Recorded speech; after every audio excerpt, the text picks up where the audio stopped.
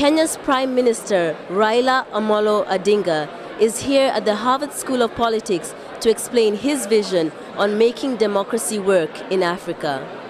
With the extinction of the opposition, the checks and balances died with it. So the institution of the presidency came to emasculate all other institutions of democracy.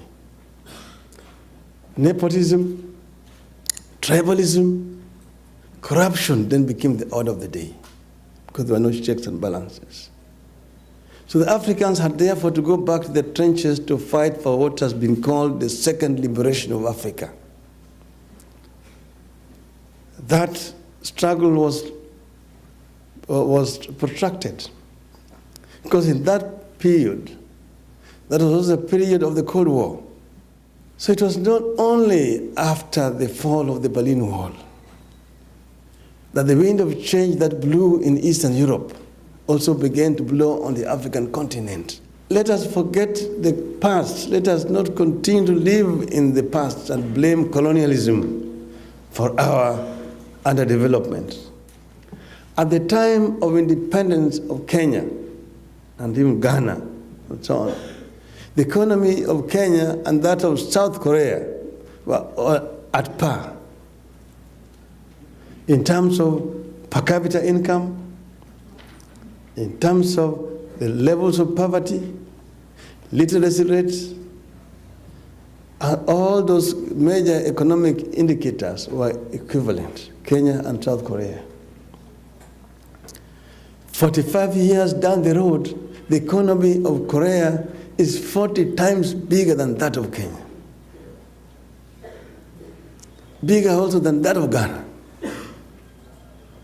So you ask yourself, what is it that the Koreans did right that the Kenyans got wrong?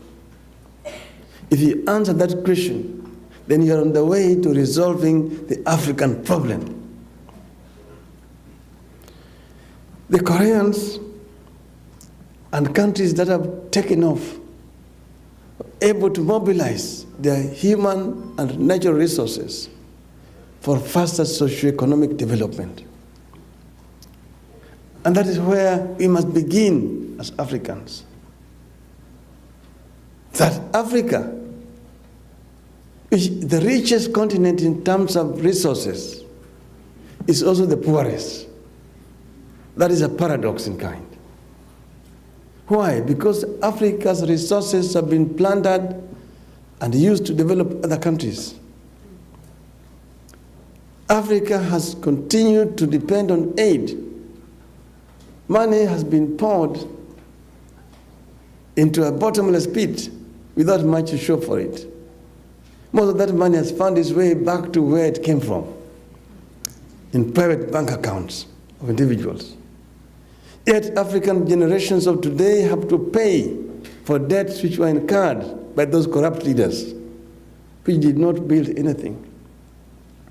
Every African child that is born today inherits a debt of thousands and thousands of dollars.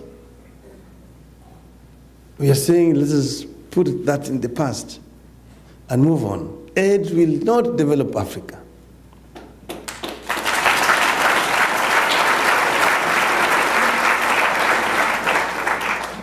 We need to now look at what we can do for ourselves. Investment is the most important.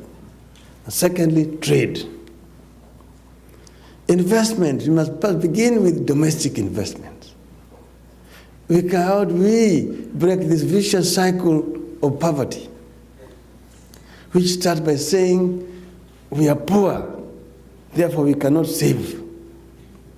We cannot save, therefore we cannot invest. We cannot invest, therefore we cannot develop, hence we are poor. When I was announcing my campaign, I said, what are the solutions to Kenya's problem? For Kenya to take off first, number one, I said infrastructure. Number two, infrastructure. Number three, infrastructure. I have no reason to doubt, to change my mind on that. We need to open up our country.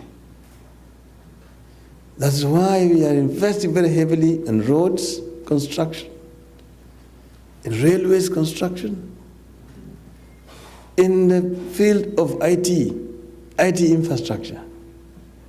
We have constructed through public-private partnership a fiber optic undersea cable from Fujairah into Mombasa and into Kenya. And we have already rolled out the infrastructure network throughout the country. We are now setting up IT villages all over the country.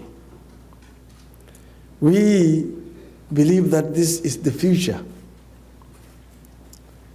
We want to set up business process outsourcing centers, which are going to create employment for a number of people. Some of them already have been set up in our country. Yesterday, the American government announced that they were threatening travel bans against 15 Kenyan government officials for, in their words, failing to support the reform process and not holding to account those responsible for post-election violence. What's your reaction to such a policy statement? I really don't hold brief for the U.S. government. The U.S. government is totally entitled to do whatever they want to do. If they are convinced that the people they are banning from coming to the United States have been involved in forms of impropriety.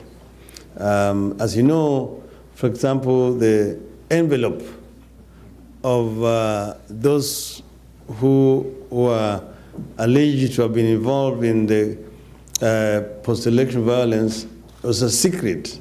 It was handed over to Kofi Annan, who handed it over to Juan Moreno Ocampo. So we are not privy to what it contains. If the U.S. government knows, we will be happy to share the information with them. The Prime Minister's speech highlighted the reforms that Africa, and Kenya in particular, are undertaking to bring about greater democracy in Africa. Next, the Prime Minister travels to New York